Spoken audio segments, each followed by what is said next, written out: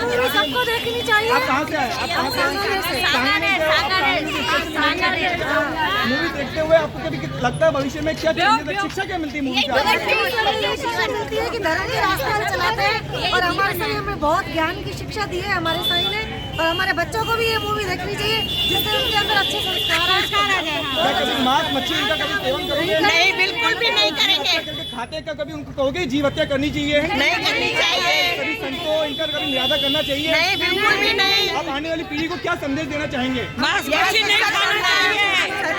ये देखो, ये माता के जिज्ञासा देखो, इनकी ललक देखो, ये यहाँ पर चढ़ गई है, लेकिन इनकी खुशी देखिए। एक बार ताली हो जाए इनके लिए, ताली हो जाए इनके लिए।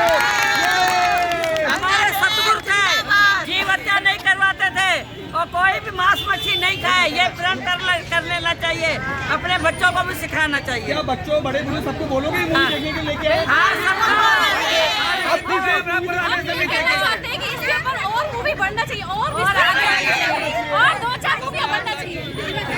हमें आने लग रही है और भी होनी चाहिए। जो सेकंड पार्टी बने, आप आराम से मूवी देखने के लिए सहपरिवार हैं, बार-बार हैं। आप हिंदी समाज को बोले कि हम बार-बार आएंगे, मतलब बहुत अच्छी लगी। बार-बार संडे को दोबारा होगा मूवी?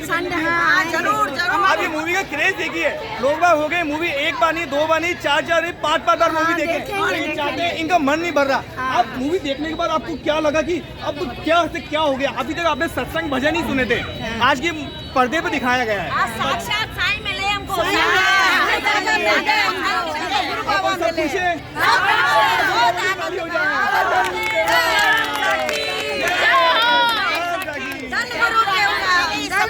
पूरी पैकेजों में लगना चाहिए, पूरी फैमिली हम देखे। यही गुरु महाराज प्रार्थना करेंगे पूरी टॉकीज में लगे, ये पूरा सह परिवार, बूढ़े बुजुर्ग, बच्चे, चाचा चाची, मामा मामी सब के सब जाएं।